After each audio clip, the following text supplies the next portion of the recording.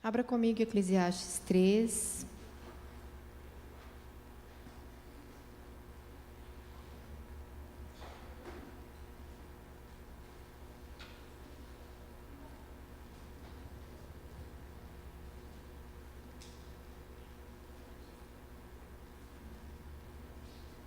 Nós vamos ler o verso 1 e o verso 14. Há um momento certo ou tempo certo para tudo, um tempo para cada atividade debaixo do céu. Verso 14 diz: eu sei que tudo que Deus faz é definitivo. Não se pode acrescentar ou tirar nada. O propósito de Deus é que as pessoas o temam. Repita: o propósito de Deus é que as pessoas o temam. O que acontece agora já aconteceu antes, e o que acontecerá no futuro também já aconteceu, pois Deus faz as mesmas coisas acontecerem repetidamente. Esse texto que nós bem conhecemos fala justamente do tempo que é determinado para todas as coisas, entendendo que há um propósito do Senhor para todas elas. E nós precisamos dimensionar, queridos, como homens e mulheres de Deus, a forma com que o Senhor contempla o tempo. Porque quando nós meditamos nas Escrituras hoje, nós temos um entendimento hoje que ele é obviamente afetado pela realidade que nós vivemos. Então, quando nós olhamos o Senhor criando todas as coisas, e fez no primeiro dia, e fez no segundo, e fez no terceiro dia, e no sétimo dia ele descansou. A ideia, a concepção de tempo que nós temos é totalmente diferente da forma com que o Senhor realmente se move, estabelece. Então, nós temos o povo hebreu, por exemplo, com uma percepção totalmente diferente do tempo do que a nossa. O tempo que nós vemos e entendemos hoje, ele não está necessariamente pautado no que a Escritura nos aponta. Está muitas vezes pautado naquilo que a história, a ciência, a cultura nos impõe, nos ensina e até mesmo nos doutrina, não é mesmo? Então, quando a gente olha para o tempo, e aqui eu quero fazer um pano de fundo para o entendimento daquilo que nós vamos ouvir do Senhor hoje, eu queria que você pensasse comigo a respeito do tempo em 3 versões. O tempo que foi estabelecido culturalmente, hoje que nós vivemos, que tem uma forte influência, não exclusivamente, mas uma forte influência grega. Nós temos o tempo do povo hebreu, que o Senhor mesmo estabeleceu. Então, a concepção de tempo do povo hebreu é muito diferente da nossa. E o tempo da modernidade, hoje, como nós vemos, então, o tempo, que tem essa influência grega. Concorda comigo? Então, quando a gente olha para a história dessa origem, nós vamos ver, por exemplo, Platão, Aristóteles falando sobre a ideia de tempo, o que seria para eles o tempo. Então, para Platão, ele vai dizer que é a imagem móvel da eternidade, baseada no movimento dos astros. E Aristóteles vai dizer que o tempo ele é definido como uma medida de movimento, estabelecendo antes e depois. Ele vai fazer com que o tempo se torne para nós, então, mensurável. Você vai ter essa ideia hoje que nós temos de calendário, de relógio, de hora, então, totalmente movida por esses conceitos. E isso influenciou a ciência, a história, de como nós até hoje vivemos. Ok? Só que essa ideia de tempo vai contrastar justamente com a mentalidade hebraica, a mentalidade do próprio Deus. Se a gente faz um quadro comparativo e pergunta o que seria central na ideia de tempo para o pensamento grego, ele falaria que o tempo deve ser questionado no sentido do quanto tempo eu tenho. Eu preciso ter uma ideia espacial do tempo. Certo? a mentalidade hebraica vai falar sobre o tempo no sentido de o que Deus está fazendo nesse tempo. Estão comigo? E a mentalidade moderna vai dizer o quê? Para que serve este tempo? O que eu ganho, o que eu perco, quais são os recursos que eu aplico neste tempo?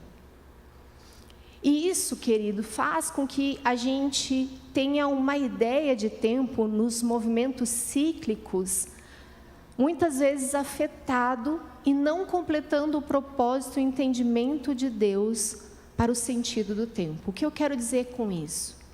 Quando a gente está findando um ano, iniciando um novo, nós estamos com uma santa expectativa daquilo que virá. O ano acabou, você começa a meditar sobre aquilo que passou. Alguns têm a sensação de realização por muitas metas que cumpriu, alcançou. Outros vão viver com algumas frustrações, com sentimento até de culpa. Alguns com medo, outros, pelo amor de Deus, que passe logo esse ano para que eu possa entrar num novo tempo, num novo ano. Não é mesmo? E essa expectativa pelo novo, ele é do próprio Espírito, porque o Senhor nos fez cíclicos, Ele nos fez de maneira realmente a apreciar as estações, a contemplar o que Ele está fazendo no tempo, mas nós temos que ter esse entendimento, porque o povo hebreu entende o passado como um aspecto completo. Para o povo hebreu, o passado, ele está completo. Quando a gente olha para o nosso passado, ou mesmo para esse ano que passou, talvez você tenha começado várias coisas e não terminado. Talvez você tenha tido vários projetos para executar e não finalizou. Então, quando o hebreu olha para aquilo que não se cumpriu, para aquilo que não se findou, ele não entende isso como um passado, porque para ele o passado está completo. A ideia de tempo para Deus e a mentalidade hebraica, ele é marcado justamente por atos de Deus, por memoriais, por festas, por datas que vão trazer a memória, vão fazer com que o Senhor seja lembrado, evidenciado. Há um propósito para os ciclos e eles devem se cumprir. É por isso que a língua hebraica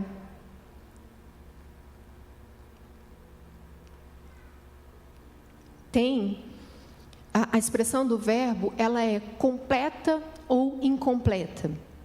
Então, aquilo que passou tem que estar completo. Aquilo que está por vir, que é o futuro, é algo incompleto ainda. Então, para nossa mentalidade, 2025 acabou como um ano, mas é um calendário que findou.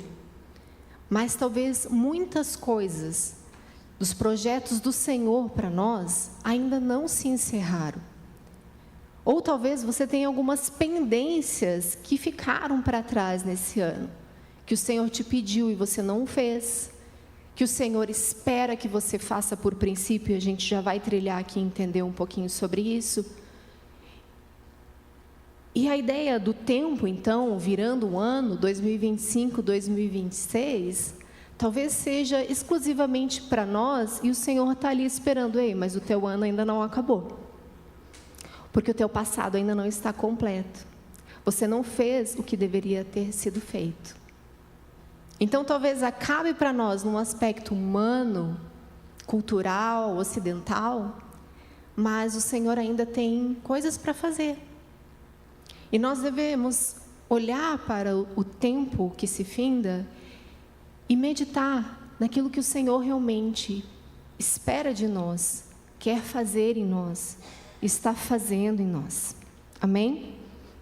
Porque essa é a mentalidade que o Senhor ensina ao povo. Êxodo 12, 14, ele vai usar essa expressão: esse dia vos será por memorial. O Senhor, ele trabalha com os movimentos que vão apontar para aquilo que ele está fazendo ou vai fazer. Quando a gente fala do dia do Senhor, Nós não estamos falando, obviamente, de 24 horas em que o Senhor virá e fará todas as coisas. O dia do Senhor fala de uma vinda.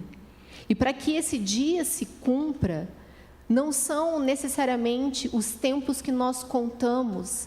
E é por isso que muitas vezes nós nos frustramos quando nós estamos ansiando pela volta de Jesus, fazendo contas e programando datas, esperando que ele venha naquele período ou no outro, como se matematicamente nós estivéssemos olhando para a Bíblia. Quando, na verdade, os tempos de Deus devem ser discernidos.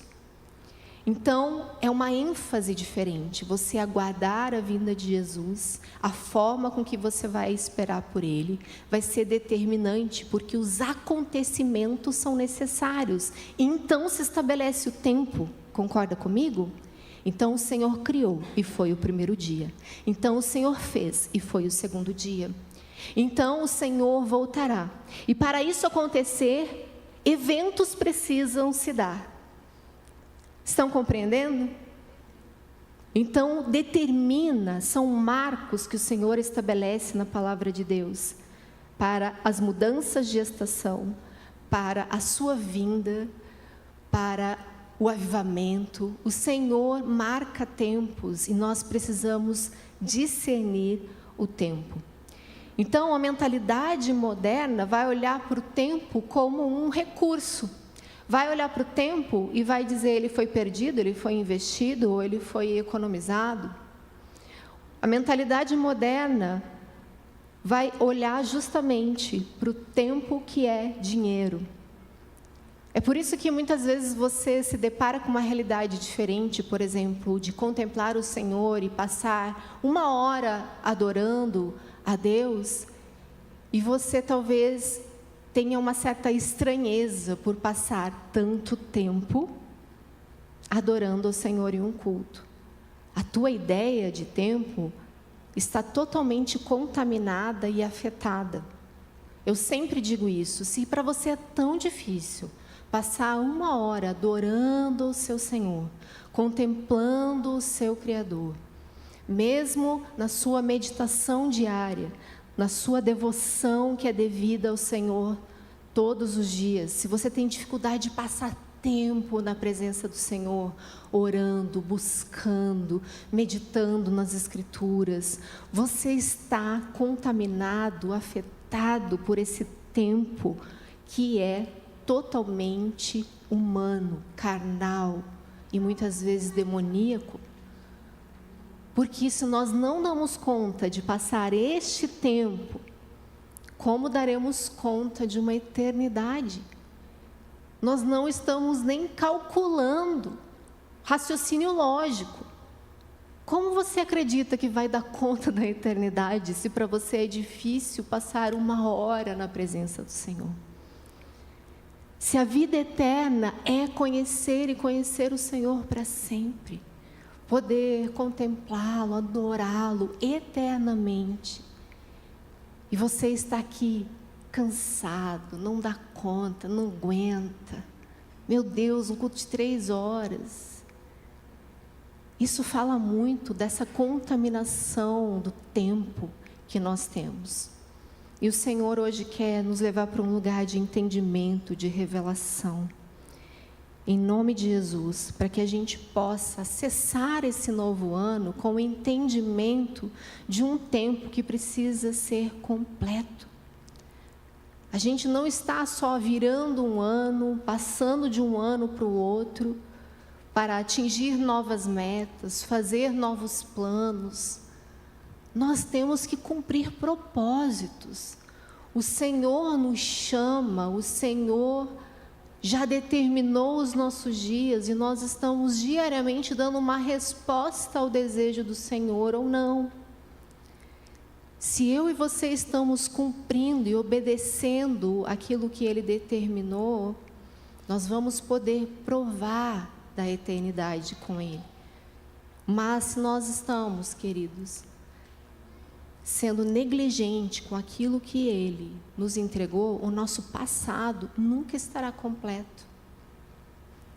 E é muito claro para a mentalidade hebraica o fato de que se eu não tenho um passado completo, eu não consigo prosseguir.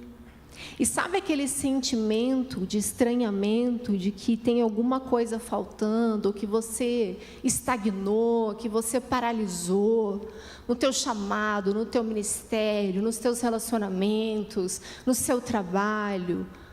Quando parece que o ciclo não vira, a estação não muda, você está sempre ali passando as mesmas coisas.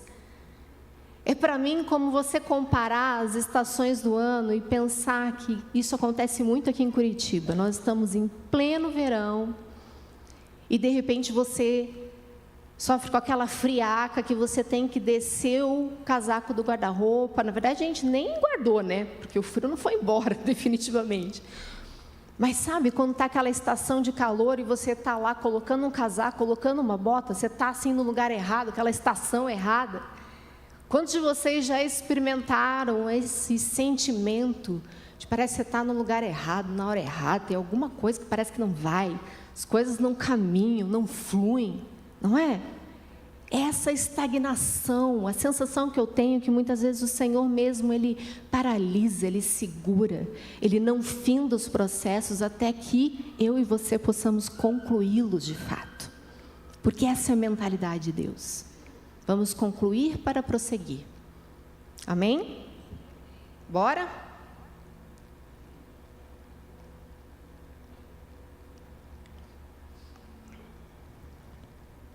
Então, para concluir esse comparativo, eu quero deixar claro. Para os gregos, a ideia de tempo, ele deve ser explicado, precisa ter uma ideia cronológica clara. Para os hebreus, o tempo precisa ser vivido. E para o tempo moderno, o tempo precisa ser usado. Essa ideia de utilizar o tempo, otimizar o tempo, é uma ideia contaminada. A ideia do que eu vou ganhar com isso. Eu estou perdendo tempo participando deste ministério? Eu estou perdendo tempo indo à igreja, participando de reuniões? Ou eu estou cumprindo o propósito para o qual Ele me chamou, em ser uma família? Então nós devemos ter essa mentalidade hebraica, essa mentalidade que o Senhor determinou para o seu povo. Amém?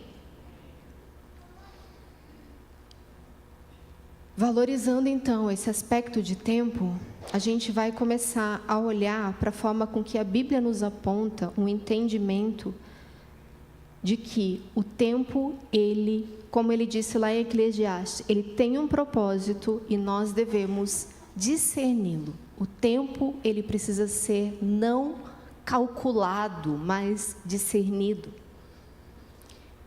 E profecias como a volta de Jesus, então, por exemplo, estão relacionados ao cumprimento dos acontecimentos. Então, quando nós queremos mudar de ciclo, nós devemos olhar para a nossa vida, para a nossa história e ter o entendimento de que eu cumpri o propósito, que eu fiz aquilo que o Senhor gostaria que eu fizesse. Ontem eu estava conversando com a Carol e ela me perguntou, e daí, mas e como que você está? E eu falei para ela, eu estou aqui num misto de emoções, lidando com a análise do meu ano. Porque existe um determinado momento que você para você avaliar o seu ano. O que você fez, deixou de fazer, aquilo que o Senhor te pediu, como você fez. E eu estava nesse misto de sentimentos, analisando aquilo que o Senhor me pediu, o que eu fiz, o que eu ainda preciso completar para eu ter um verdadeiro ano que passou. E o Senhor vai nos dar graça, amém? Então, enfrentar a realidade do ano que passou para nós agora é muito importante. E olhando com a mentalidade bíblica, a palavra vai nos instruir, então, ao que olhar e como olhar. E é aqui que a gente vai navegar juntos no entendimento da palavra de Deus. O que eu vou fazer para que esse tempo seja completo? E que eu continue completando ciclos e estações da forma que o agrade. Amém? Está claro? Então, essa é uma noite para não somente uma revisão, mas o senso de responsabilidade para que possamos viver o próximo ano observando esses pontos, porque assim o Senhor nos pede, para que a gente possa, de fato, viver um passado que se completa, para prosseguir. E ninguém ficar estagnado. E ninguém ficar parado em 2025. Até porque, queridos, tem gente parado lá em 2005. Tem histórias que não foram resolvidas, situações que não foram processadas, passado que não foi completo, estações que não mudam na sua vida porque você não finalizou as anteriores. Vamos juntos? Amém? Então, primeiramente, a palavra de Deus vai fazer com que a gente olhe para a nossa própria vida, obviamente. 1 Coríntios 11, é o texto da ceia, do 27 ao 31, ele vai fazer justamente um apontamento desse ritual que fala de tempo e fala de posicionamento e fala de consequência e aponta para o futuro. Esse é um texto que realmente vai envolver todos esses aspectos que nós estamos falando. Portanto, todo aquele que comer o pão ou beber o cálice do Senhor indignamente será culpado de pecar contra o corpo e o sangue do Senhor. Examine-se cada um a si mesmo e então coma do pão e beba do cálice. Pois quem come e bebe sem discernir o corpo do Senhor, come e bebe para a sua própria condenação. Por isso há entre vocês muitos fracos e doentes, e vários já dormiram. Mas se nós tivéssemos o cuidado de examinar a nós mesmos, não receberíamos juízo. Então, nós estamos falando de um ritual cíclico que nós fazemos aqui em memória do Senhor. Nós periodicamente ceiamos, não é mesmo? Então, nós devemos toda vez examinar as nossas vidas, para que a gente não sofra a condenação de comer e beber indignamente. Este aqui é um ciclo contínuo. Toda vez que vocês forem comer e beber, vocês devem fazer isso. Vocês devem se examinar. E um pouco antes ele vai mostrar para nós justamente como ele é o cálice da aliança. Porque Deus, ele é um Deus de aliança. Ele está lembrando que existe um sangue que foi derramado na cruz, que nos aliançou com ele, e este sangue que circula entre nós, uns com os outros, somos um corpo. E a forma com que eu bebo, a forma com que eu como, pode afetar a mim mesmo e ferir o corpo também. Porque o texto fala, pecar contra o corpo e o sangue do Senhor.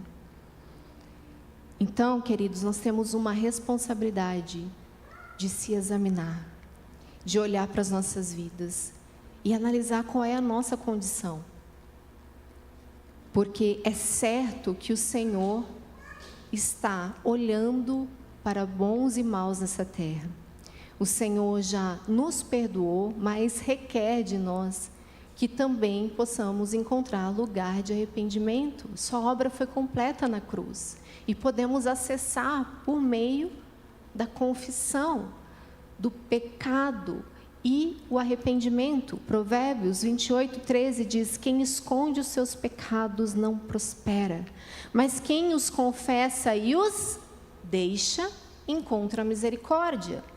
Então o Senhor nos assegura que provaremos dele a misericórdia. Nós sabemos que as misericórdias do Senhor se renovam todas as manhãs sobre nós, mas para acessá-las, eu preciso confessar e abandonar, confessar e deixar. E o pecado que tenazmente nos assedia precisa ser vencido. Nós temos que encontrar esse lugar de arrependimento verdadeiramente. Amém? E abandonar o pecado para prosseguirmos, para recebermos do Senhor aquilo que Ele tem para nós. Muitas vezes estamos num lugar de juízo, de condenação, de sermos perseguidos pelos nossos próprios pecados. Então, a mensagem do Farley, uma das que eu mais gosto, que é: o vosso pecado há de vos achar. Muitas vezes estamos sofrendo as consequências dos nossos pecados, por muitas vezes negligenciarmos princípios elementares, como a falta de perdão, como a falta de reconciliação, e nós não vencemos essas fases e não avançamos naquilo que o Senhor espera, porque nós estamos cultivando ali mágoa, ressentimento, ofensa, carregando um peso, uma dor, e não avançando para uma vida de liberdade verdadeira, que em Cristo Jesus nós temos. Está claro? Então, primeiramente, nós olhamos para as nossas vidas, para sermos livres e vivemos o que o Senhor tem para nós. Outro aspecto que devemos olhar são as nossas famílias, porque o nosso Senhor, Ele é geracional, Ele nos fez família, Ele é Pai, Filho e Espírito Santo, e nos fez a sua imagem e semelhança, nos fez família espiritual, nos fez família natural. E observar as nossas famílias é parte do plano e do propósito de Deus para nós. Nós somos fruto de um ventre que nos agraciou com a vida. O Senhor nos trouxe a partir de uma família, a partir de um homem e de uma mulher, mesmo que fora da aliança do casamento, mesmo que não da maneira que o Senhor planejou, você é fruto de uma relação de um homem e de uma mulher, que o Senhor tem um propósito nessa terra. Ele te faz família espiritual se você não tem a sua natural. O Senhor nos fez família e devemos olhar para ela. Nós vamos ver isso desde o Velho Testamento ao Novo. E eu quero ler rapidamente com vocês. Levítico 26, do 40 ao 42, fala: Mas se confessarem os seus pecados e os pecados dos seus antepassados, a sua infidelidade, a oposição a mim, que me levaram a opor-me a eles e a enviá-los para a terra dos seus inimigos, se o seu coração obstinado se humilhar e eles aceitarem o castigo do seu pecado, eu me lembrarei da minha aliança com Jacó, da minha aliança com Isaque, da minha aliança com Abraão, e também me lembrarei da terra. Então o Senhor está falando: confesse o pecado dos seus antepassados, reconheça, e eu vou lembrar da minha aliança com Jacó, com Isaque, com Abraão, amém? O Senhor é Deus geracional, como eu disse. Em Atos 2, 38, 39, hoje nós vivemos uma esperança, mas há um chamamento aqui, claro, que é para mim e para a nossa família. Pedro respondeu, Atos 2, 38, 39, arrependam-se e cada um de vocês seja batizado em nome de Jesus Cristo para perdão dos seus pecados e receberão o dom do Espírito Santo. Pois a promessa é para vocês e para os seus filhos e para todos os que estão longe, para todos quantos o Senhor nosso Deus chamar. Olha que poderoso, Ele está reforçando, não é somente para você, eu não vou parar em você, os seus filhos também são chamados. Quando a gente olha para Salmo 145, você pode anotar 4, diz: uma geração contará a outra a grandiosidade dos seus feitos. Eles anunciarão os teus atos poderosos. O Senhor perpetua as suas promessas, o Senhor trabalha com as gerações, o Senhor trabalha com o encontro das gerações. O Senhor nos orienta que as mais velhas ensinem as mais novas, que os mais novos também sirvam os mais velhos. Então, nesse princípio de mutualidade como igreja, nós provamos de uma família espiritual que está vivendo um contexto geracional. E é tão poderoso quando nós olhamos e reconhecemos que o Senhor quer se revelar através das gerações. Eu sempre dou exemplo aqui das mesas das quartas-feiras, que nós temos esse encontro geracional, das meninas de 18 anos apontando para Jesus, revelando a expressão de amor dele nas mesas para as mais velhas, assim como as mais velhas nos ensinando, nos encorajando. E nós promovemos uma troca, onde o Senhor é honrado, onde o Senhor é reconhecido. E o Senhor trabalha dessa maneira. Ele escolheu perpetuar o seu propósito nessa terra através de mim e de você. O Senhor escolheu se revelar nas gerações. O Senhor espera que eu e você possamos ter essa postura, portanto, em nossa família, de anunciar os seus atos poderosos. E a pergunta é: será que nós temos, dentro da nossa própria casa, da nossa família, anunciado os atos poderosos do Senhor? Será que você tem expressado com o seu testemunho quem o Senhor é e a integridade de Cristo? Ou você é apenas alguém que está participando da sua família ali, com canseira, com indignação, com revolta, porque são pessoas infiéis, porque são pessoas adúlteras, porque são pessoas que não entendem o que você vive, o que você passa?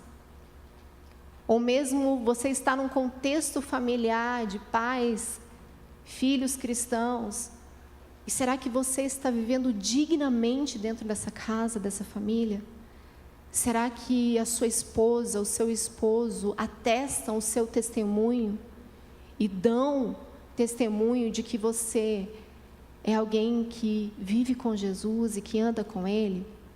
A família, queridos, é o lugar que o Senhor escolheu para forjar o nosso caráter.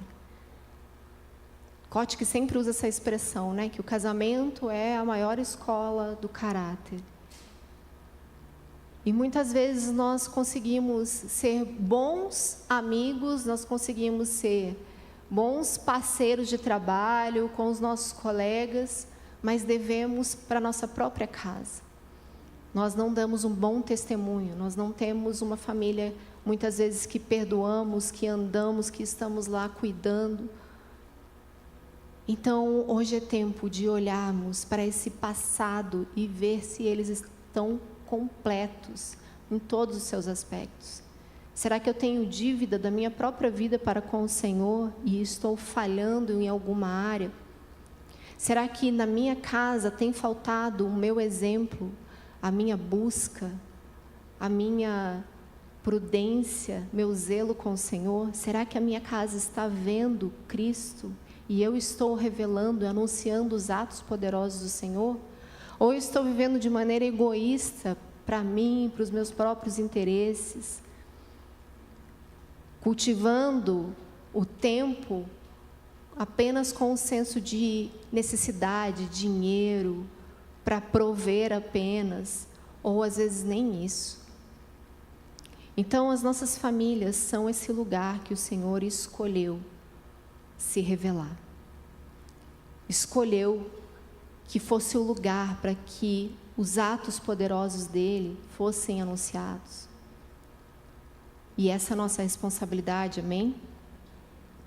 Os nossos filhos estão olhando para nós. São os nossos primeiros discípulos. Eles estão lá, vendo como você acorda, como você deita, como você passa o seu tempo. A que você se dedica, a quem você se dedica. Os nossos filhos estão vendo e testemunhando verdadeiramente. E você pode ter outros discípulos, talvez muito antes dos seus próprios filhos, mas são os filhos que verdadeiramente dão testemunho do nosso caráter, porque eles estão dormindo e acordando conosco. Eles estão vendo quem nós somos no secreto. Então, olhar para os nossos relacionamentos familiares, queridos, é parte de ter o acerto e um passado completo também. A forma com que eu estou convivendo com a minha família vai nos assegurar de um futuro e para prosseguirmos em paz. Amém? Os nossos relacionamentos, de maneira geral, o Senhor espera que nós também possamos observar. Mateus 5, 23 e 24 diz: portanto, se você estiver apresentando a sua oferta diante do altar e ali se lembrar do seu irmão que tem algo contra você, deixe a sua oferta ali, diante do altar, e vá primeiro, diga primeiro, se reconciliar com seu irmão. Depois volte e apresente a sua entrega. Será mesmo que, sabendo que alguém tem algo contra nós, nós estamos deixando de ofertar? Fala, não, espera aí, eu preciso consertar primeiro. E o Senhor, Ele fecha todas as arestas, né? Então, a gente sempre fala aqui sobre Mateus 18, da importância de que se você tem alguma coisa contra o seu irmão, você deve ir até ele e conversar e acertar. Mas não é somente se você tem alguma situação com o seu irmão, é se você sabe que o seu irmão também tem alguma coisa contra você. Ah, mas ele não me procurou. A Bíblia é um caminho de humilhação, queridos. Você precisa reconhecer, ir lá, ir atrás e falar: eu tenho a impressão que você não está bem comigo. Ou, fiquei sabendo que você está chateado comigo. A Bíblia fala para que você procure, para que você se humilhe, para que você se posicione de maneira honrosa com a aliança que o Senhor estabeleceu. Ele está dizendo: eu não quero nem a sua oferta, eu quero primeiro aquilo que é mais importante para mim, os relacionamentos de aliança. E depois eu vou receber de forma agradável a sua oferta. Porque não é digno você vir me entregar e ter problema com seu irmão. Resolva. Então o Senhor quer, nesse tempo, queridos, nos trazer à memória se há situações de falta de conserto, amizades que ficaram para trás, relacionamentos que sofreram algum dano e que ainda não foram resolvidos. Para o passado estar completo, eu preciso pedir perdão e perdoar. Amém? E olhar para as outras histórias é um princípio bíblico. Porque quando nós observamos a própria palavra de Deus, nós estamos observando as histórias de homens e mulheres de Deus que erraram e acertaram na jornada, não é mesmo? O texto mesmo de Lucas 17, 26 a 34 vai fazer um apontamento de tempo, de marco, que é a respeito da volta de Jesus. Assim como foi nos dias de Noé, também será nos dias do Filho do Homem. Aqui o Senhor está fazendo uma clara associação com aquilo que se passou. Então Ele está falando: observe, foi assim no tempo de Noé, será assim no tempo da minha volta. O povo vivia comendo, bebendo, casando-se e sendo dado em casamento, até o dia em que Noé entrou na arca. Então veio o dilúvio e os destruiu a todos. Então, quando nós olhamos para a palavra de Deus, nós aprendemos a forma de se viver, observando aquilo que homens que erraram e acertaram podem nos ensinar. A forma que nós vivemos hoje, queridos, pode determinar se nós vamos ou não experimentar, portanto, as promessas de Deus, a promessa de sua volta. E quantos aqui podem dar testemunhos de homens e mulheres nas suas histórias que foram verdadeiros professores que te ensinaram o que não fazer, mestres do que não ser, mestres do que não fazer, não é mesmo? Nós vamos ter essas pessoas, assim como aqueles que estão, como Paulo, ensinando, discipulando, sendo uma inspiração. Por isso Paulo vai dizer: sede meus imitadores como eu sou de Cristo. Então, olhar para a vida de homens e mulheres que acertaram e erraram é parte de um princípio. O Senhor mesmo escolheu se revelar através do seu povo. Então, queridos, observem, olhem para a história bíblica, a forma com que os homens responderam a Deus e desobedeceram ao Senhor, as implicações e as consequências destes desobedientes, assim como aqueles que se mantiveram fiéis ao Senhor, o que eles provaram, o que eles viram. E nós devemos nos inspirar com homens e mulheres que também vivem obedecendo ao Senhor e completando ciclos de maneira honrosa, de maneira com que realmente a sua vida está avançando, pessoas que estão vencendo etapas, estão alcançando novos lugares no Senhor, estão alcançando novos lugares, sendo posicionados pelo Senhor. Você já viu essas pessoas que a gente olha e fala: uau, olha o que o Senhor fez na vida dela, olha onde ela está, o que o Senhor está fazendo através da vida dela. Isso é tão precioso, é tão poderoso, é encorajador. Isso nos ensina. E nós precisamos cultivar esse olhar atento, aprendendo uns com os outros, amém?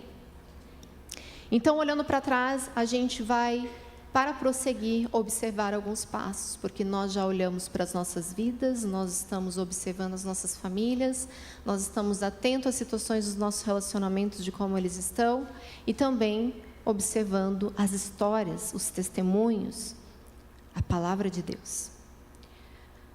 O primeiro aspecto que nós devemos ter aqui, nós vamos olhar para a vida de Samuel. 1 Samuel 7, 12 e 13, mostra Samuel fazendo algo.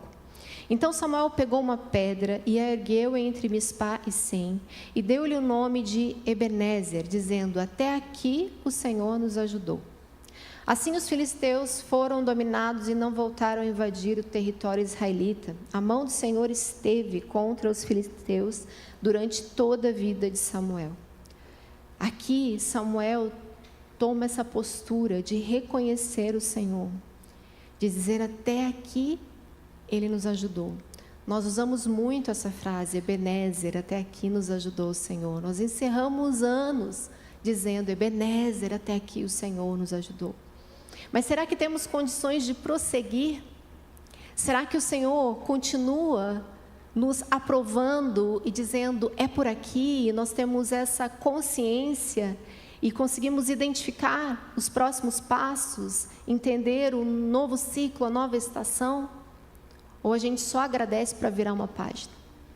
Porque muitas vezes nós terminamos o ano com essa expectativa do novo, porque nós queremos que passe o que ficou para trás. Sabe a ideia de que as coisas velhas ficaram para trás? As coisas que ficaram para trás é a mentalidade de Deus, queridos. É a mentalidade hebraica, a mentalidade no povo judeu que reconheceu Jesus. Um povo que teve o seu passado completo e por isso elas podem ficar para trás. Compreende? Então, nós estamos reconhecendo o Senhor em nossos caminhos. Provérbios 3:6 fala: reconheça o Senhor em todos os seus caminhos e Ele endireitará a sua vereda. Então, à medida que nós posicionamos o Senhor, o reconhecemos, Ele vem colocando ordem naquilo que ainda não está completo, naquilo que ainda não está pronto. Nós precisamos da ajuda do Espírito Santo, nós precisamos que o Senhor nos instrua, e essa deve ser a nossa forma de viver, reconhecendo o Senhor dia após dia. E, portanto, precisamos ter uma vida ativa de conversa com o nosso Senhor. Isso fala de uma vida verdadeira de oração e gratidão. Salmo 103, 2 a 5 diz: bendiga o Senhor a minha alma. Não esqueça nenhuma de suas bênçãos. É Ele que perdoa todos os seus pecados e cura todas as suas doenças, que resgata a sua vida da sepultura e o coroa de bondade e compaixão, que enche de bens a sua existência, de modo que a sua juventude se renova como a águia. Quando nós olhamos para os salmistas, nós vemos eles reconhecendo a bondade do Senhor e dando um comando à sua alma: bendiga a minha alma. Veja o que o Senhor faz, não se esqueça das bênçãos. Olhe para aquilo que Ele fez esse ano, o quanto o Senhor te abençoou, o quanto o Senhor não deixou faltar, o quanto o Senhor te livrou, o quanto o Senhor te deu, o quanto o Senhor te apresentou novos amigos, o quanto o Senhor te posicionou em alguns lugares, o quanto o Senhor te chamou, te escolheu, falou com você, te tocou. Não esqueçam, minha alma, das bênçãos do Senhor. O fato de estarmos aqui reunidos e vivos, contemplando o Senhor, adorando mais um dia, é a bondade do Senhor sobre nós. E o nosso coração deve ser dessa maneira, grato, rendido, reconhecendo, com uma vida verdadeira de oração. Filipenses 4, 5 a 7 que é um texto também muito poderoso, falando dessa ideia de dimensão de tempo, porque hoje o que a sociedade nos impõe e nos empurra é justamente para uma vida ansiosa, para uma vida que está sempre correndo, sempre procurando alguma coisa, sempre sofrendo com alguma coisa. Essa imposição maligna, nós devemos ser livres. E Filipenses vai nos dar o caminho. Vai dizer, seja a amabilidade de vocês conhecida por todos, ou seja, tenha um testemunho, tenha o Espírito Santo, busque o Senhor, perto Ele está. Não andem ansiosos por coisa alguma, mas em tudo, diga em tudo, como? Pela oração e súplicas, e com ação de graças, apresentem seus pedidos a Deus. E a paz de Deus, que excede todo entendimento, guardará o coração e a mente de vocês. Esse entendimento, essa revelação de que o Senhor faz um caminho para nos humilharmos, para pedirmos, para dizer, Senhor, eu preciso de Ti, eu suplico ao Senhor, eu clamo ao Senhor, queridos. É um caminho contínuo, que vai nos fazer parecer cada vez mais com Jesus. O próprio Cristo se fez homem e orou ao Pai, e clamou ao Pai, suplicou ao Pai, se possível passe de mim este cálice. A oração nos humilha, mesmo o Senhor sabendo, e eu já disse isso aqui algumas vezes, Jesus mesmo chega e diz, o que queres que eu te faça? Será mesmo que Ele não sabia o que Ele precisava?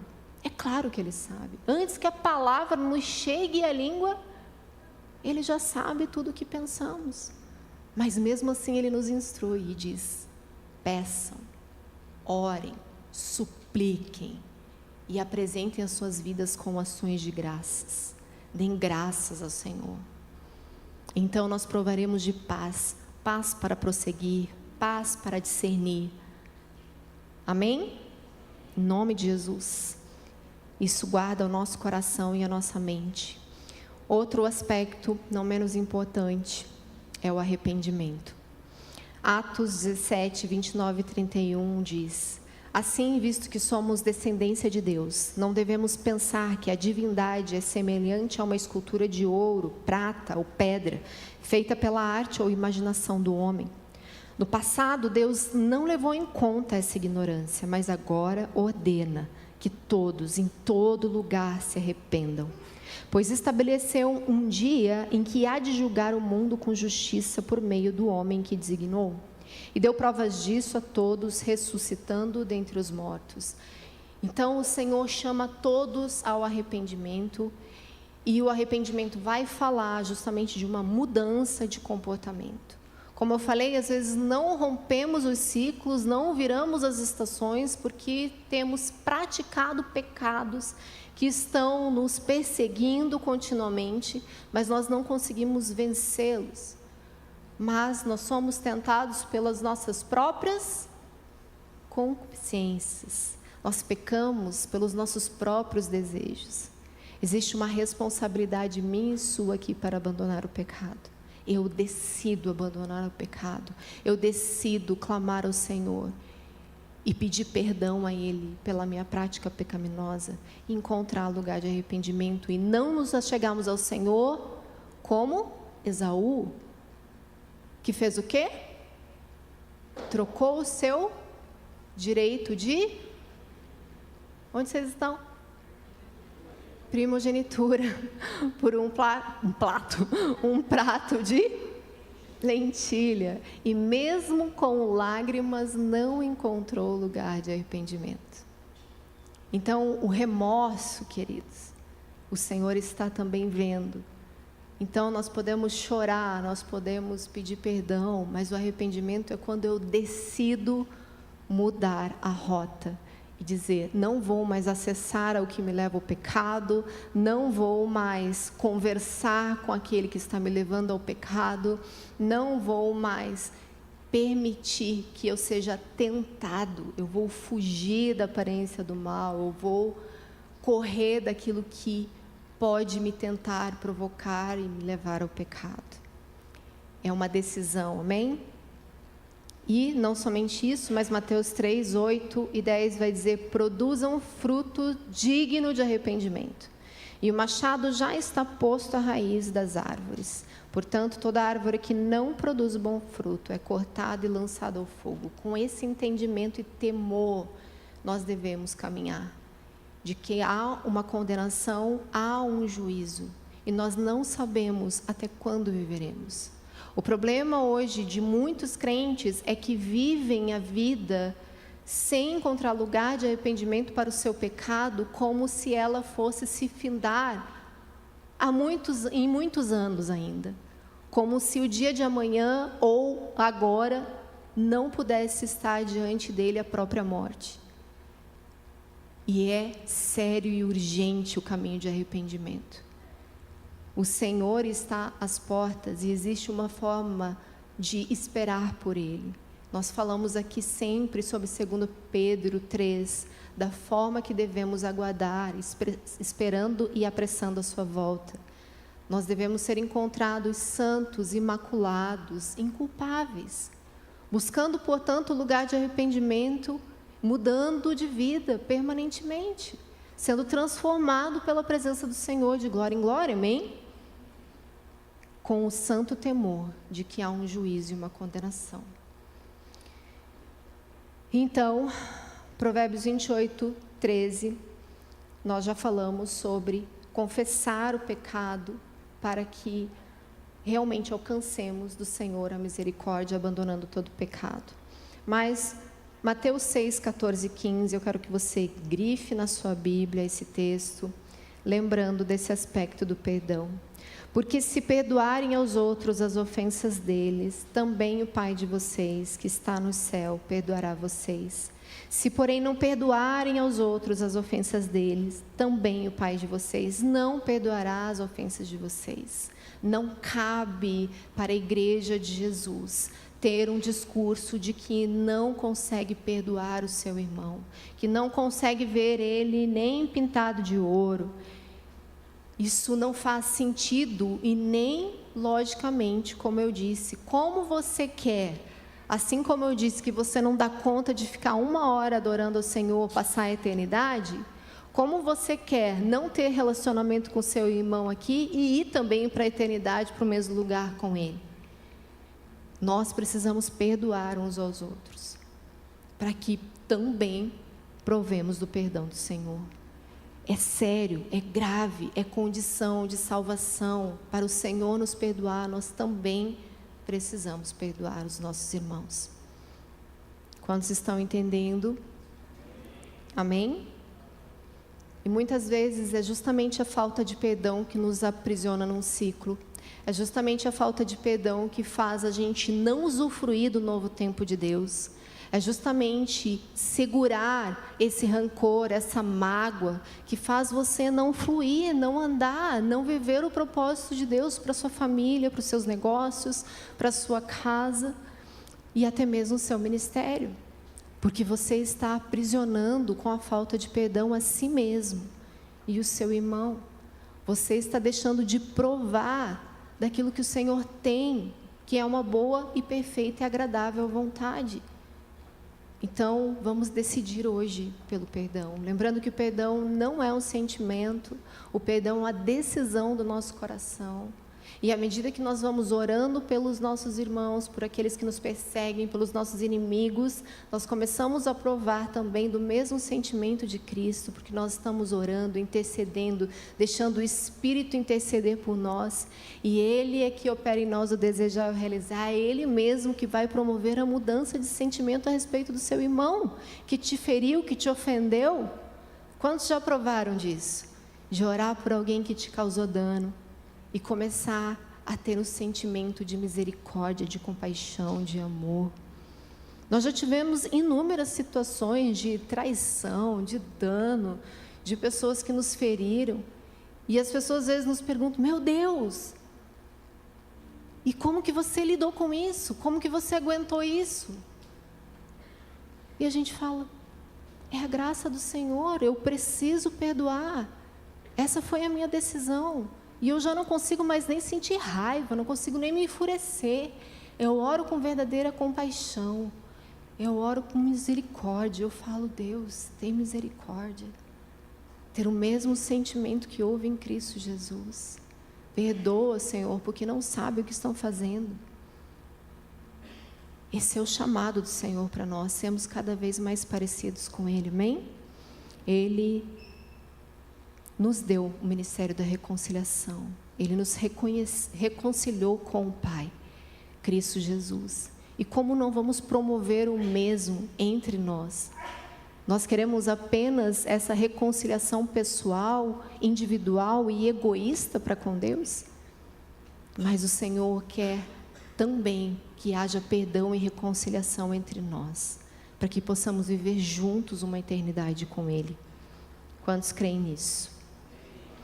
Além da reconciliação, o Senhor também espera, muitas vezes, quando possível, a reparação. Quando nós olhamos, tanto no Velho como no Novo Testamento, a gente vai ver o Senhor apontando, ensinando o seu povo sobre a reparação. E depois nós vamos ver Zaqueu fazendo o mesmo.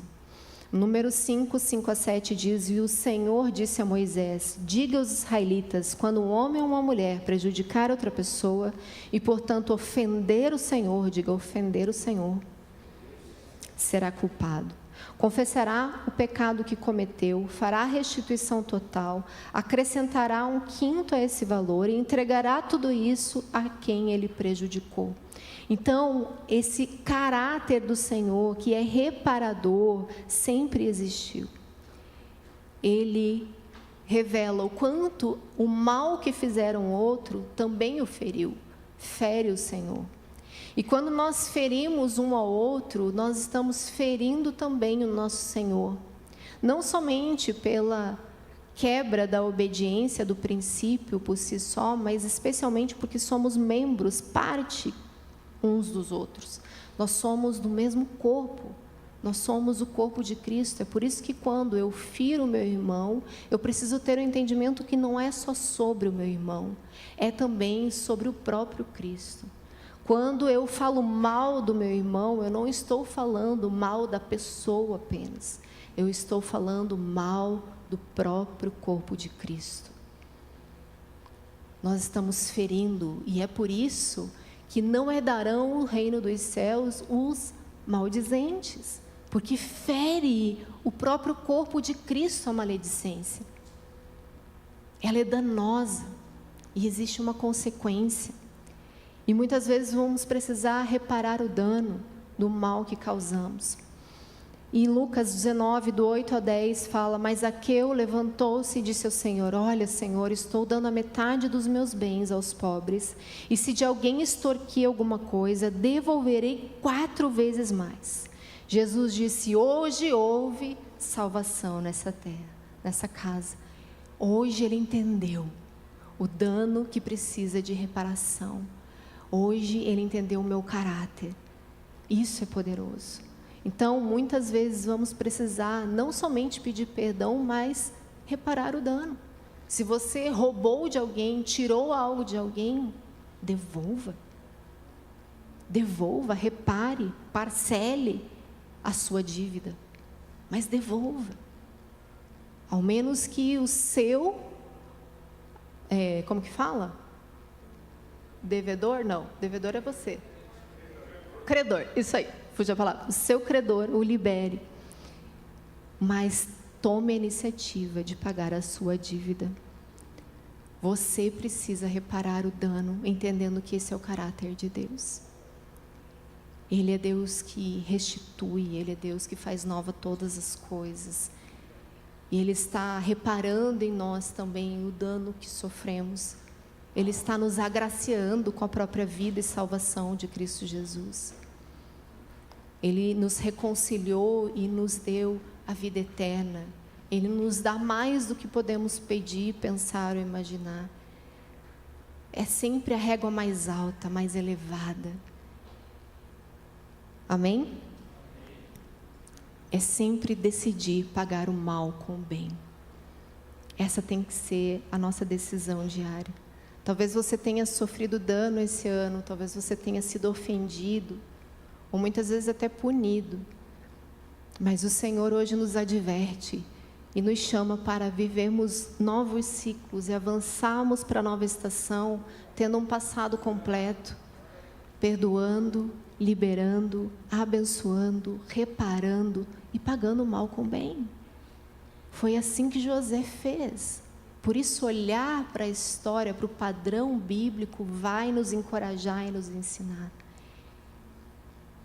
Ele foi jogado pelos irmãos, queriam a própria morte dele, mas mesmo assim, ele decidiu pagar o mal com o bem. Recebeu os seus irmãos, recebeu a sua família e os ajudou. E nós devemos ter esse mesmo coração, amém? E para prosseguirmos, vai precisar com que você se posicione com fé e esperança diante do futuro.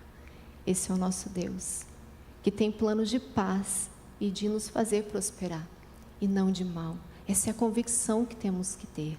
Muitas vezes temos medo de avançar e receio do próximo ano, porque estamos certos de que o Senhor não vai nos retribuir ou vai nos retribuir com o mal que causamos. Existe sim a consequência do pecado, mas o Senhor é aquele que quer fazer você prosperar, que quer fazer você passar por aquilo que é preciso como consequência do seu pecado, mas quer te abençoar, quer te fazer prosperar, quer trazer a paz sobre a sua casa.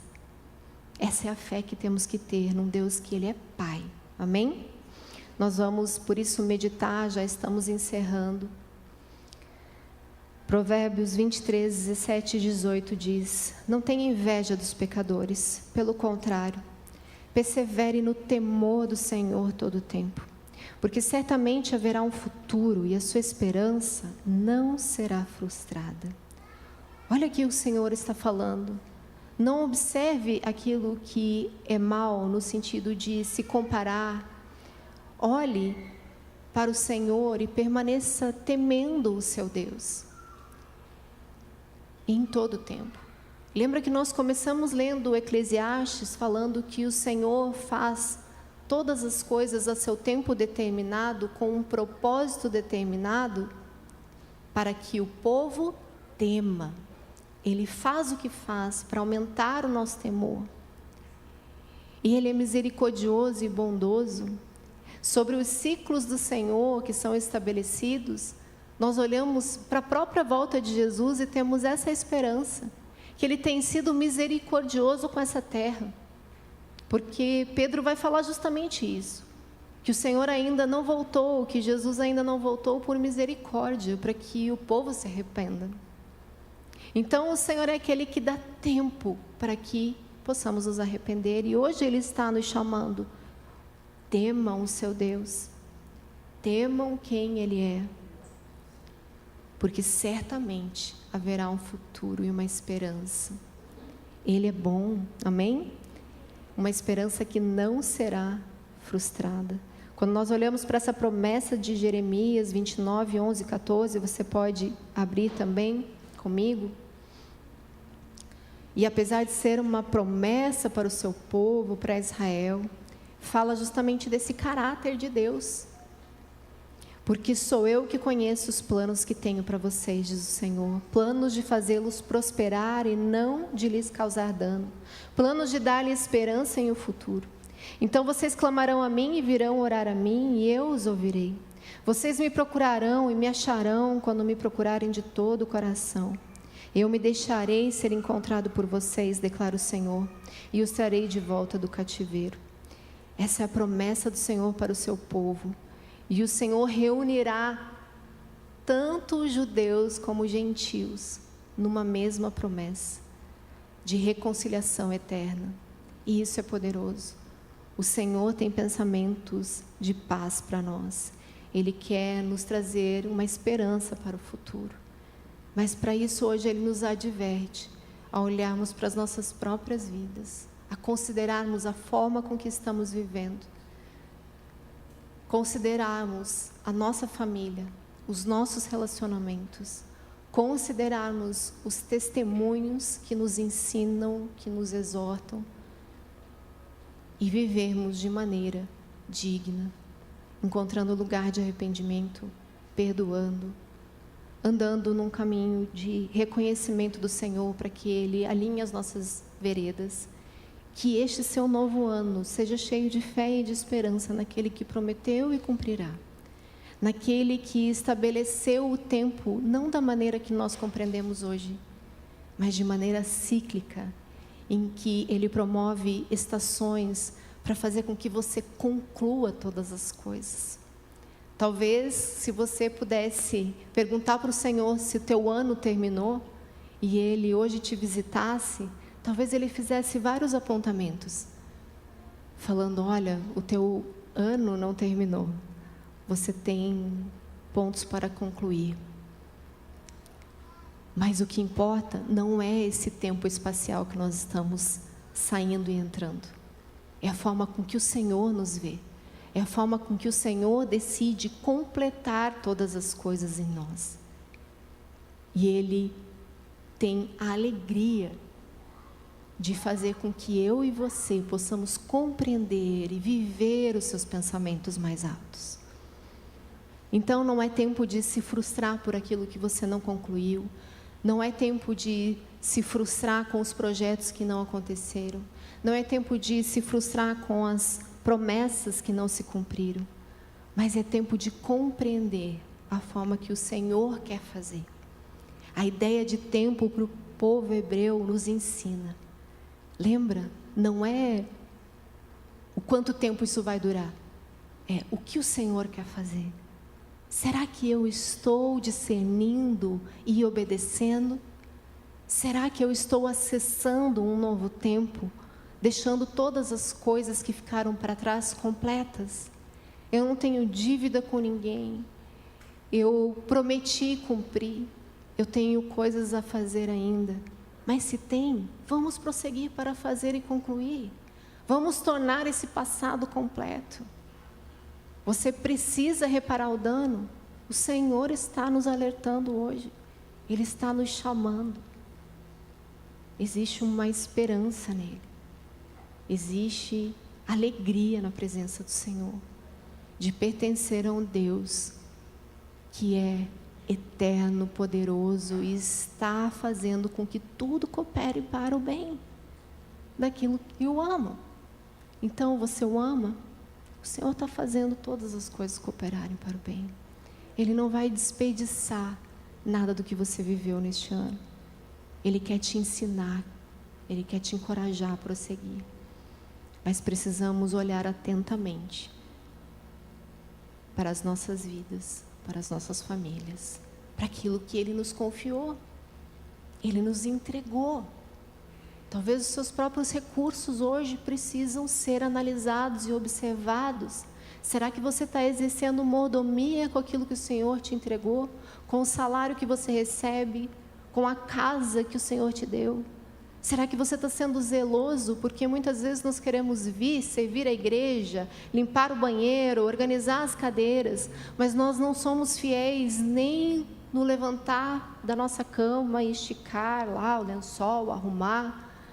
Coisa que pai e mãe sempre pediam para a gente, pelo menos eu cresci com a minha mãe ensinando a levantar uma cama. Põe em ordem esse teu quarto, põe em ordem esse guarda-roupa. Mas ela estava me ensinando o quê? Mordomia, cuidado, zelo com aquilo que eu tinha. Eles promoveram um lugar para eu dormir, para eu morar. E como que eu estava cuidando? E assim deve ser o nosso olhar para aquilo que o Senhor também nos confiou. Como você está cuidando da sua família, da sua esposa, do seu esposo, dos seus filhos? Como você está cuidando dos seus amigos? Como você está cuidando daquilo que o Senhor te confiou ministerialmente?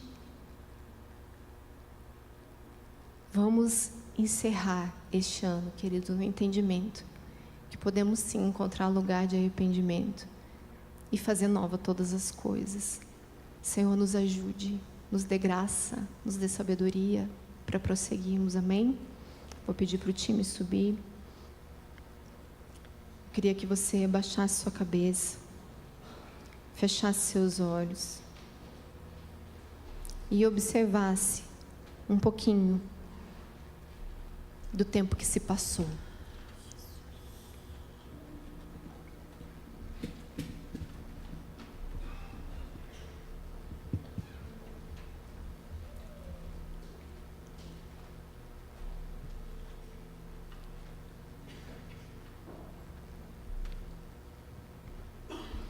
Muitas vezes, queridos, nos sentimos frustrados porque estamos contemplando o tempo do Senhor com essa mentalidade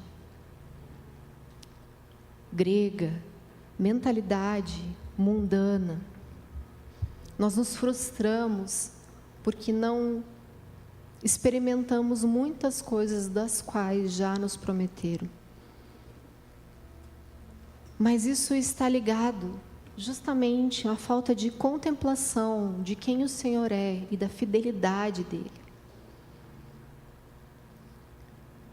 O Senhor vai completar todas as coisas, Ele vai fazer tudo aquilo que Ele prometeu. Ele voltará. E Ele está aqui te assegurando mais uma vez, porque Ele não é homem para que minta. Mas Ele quer nos levar a um lugar mais profundo de revelação, de fé, de esperança. Ele nos ama, tem pensamentos de paz e pensamentos mais altos do que os nossos. Muitas vezes não conseguimos compreender o que Ele fez ou os nossos olhos deixou de fazer, porque nós não estamos levando muitas vezes nossos pensamentos cativos a Cristo Jesus. Não estamos tendo a mentalidade de Cristo, o entendimento de quem Deus é e de como Ele se move.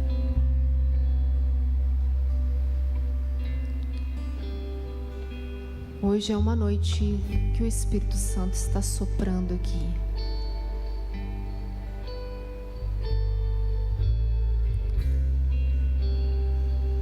Apresente o seu ano e as suas frustrações a Ele. Talvez as suas dores ou mesmo o sentimento de culpa.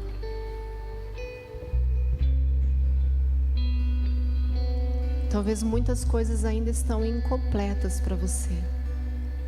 Você não tem esse senso de um passado completo. Mas há muitas coisas a se fazer, a se completar. Mas o Espírito de Deus está aqui, dizendo: eu te ajudo, eu estou contigo. Eu sou o dono do tempo. É o meu Cronos, é o meu Kairos que você precisa entrar. O momento oportuno para Deus não tem a ver com a nossa cronologia.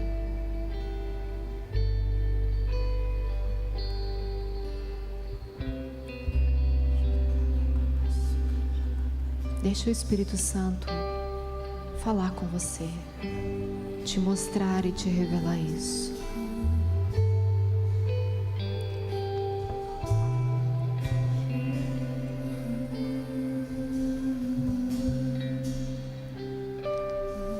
E talvez hoje você precise apenas de um abraço e de uma oração e de um encorajamento para prosseguir.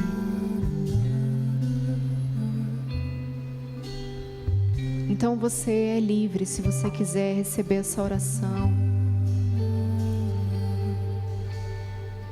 Você pode vir aqui à frente, nós vamos orar por você. Se você quer ser encorajado com fé, com esperança, talvez você tenha que se apresentar diante do Senhor e falar: Deus, me ajuda a prosseguir, me ajuda a olhar para o próximo ano e ter um entendimento daquilo que o Senhor quer fazer. Saia rapidamente do seu lugar e venha aqui à frente, nós vamos orar por você.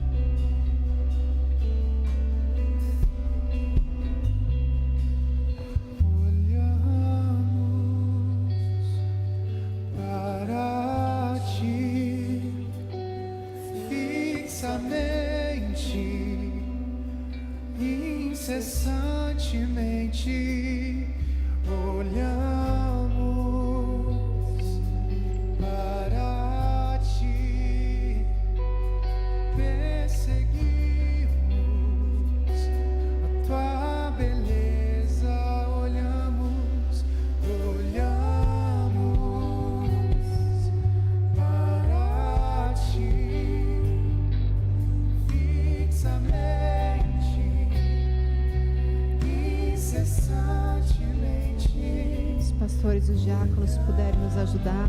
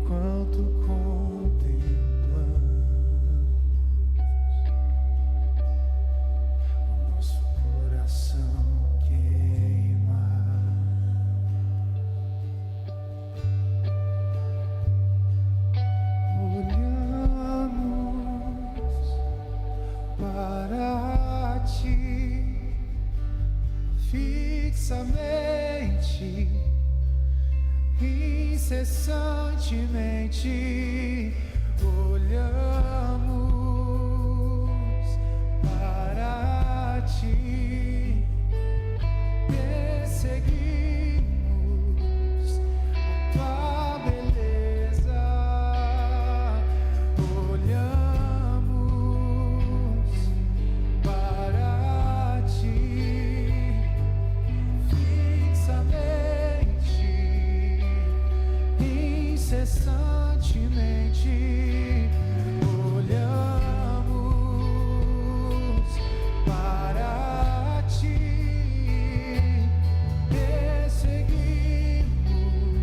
a tua beleza, há fogo em seus olhos, há fogo em seu ser, e enquanto contemplamos,